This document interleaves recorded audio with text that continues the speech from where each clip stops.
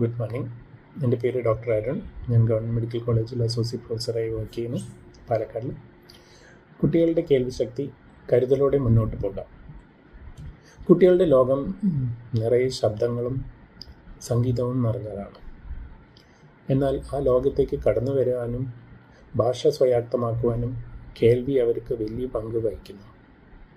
ഒരു കുഞ്ഞ് ചിരിക്കാനും സംസാരിക്കാനും കാര്യങ്ങൾ മനസ്സിലാക്കി വളരാനും കേൾവി ഒരു പ്രധാന പങ്ക് വഹിക്കുന്നു. പലപ്പോഴും കേൾവിയിലുള്ള ചെറിയ തകരാറുകൾ നമ്മൾ ശ്രദ്ധിക്കാതെ പോകാറുണ്ട്. അപ്പോൾ നമ്മൾ ശ്രദ്ധിക്കേണ്ട കുറച്ച് കാര്യങ്ങൾ എന്തൊക്കെയാണെന്ന് വെച്ചാൽ, കുട്ടികൾ വിളിക്കുമ്പോൾ തിരിഞ്ഞു നോക്കാറുണ്ടോ? നമ്മൾ പലപ്പോഴും കുട്ടികളെ വിളിക്കുമ്പോൾ കുട്ടികൾ കേൾക്കുന്നില്ല എന്ന് പറഞ്ഞ് പാരൻസ് കംപ്ലൈൻറ്റ് പറയാറുണ്ട്. ഇത് കുട്ടികളുടെ കേൾവിക്കുറവിൻ്റെ തുടക്കമാകാം. ടി വി കാണുകയാണ് കുട്ടികൾ വെച്ചെങ്കിൽ ശബ്ദം കൂട്ടി വയ്ക്കുന്നുണ്ടോ?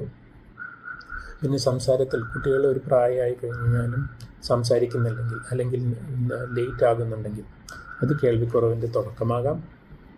പിന്നെ സ്കൂളിൽ ടീച്ചർമാർ കംപ്ലൈൻറ്റ് പറയുകയാണ്, കുട്ടി ക്ലാസ്സിൽ ശ്രദ്ധിക്കുന്നില്ല. ഇത് കേൾവിക്കുറവിൻ്റെ ഒരു തുടക്കമാകാം.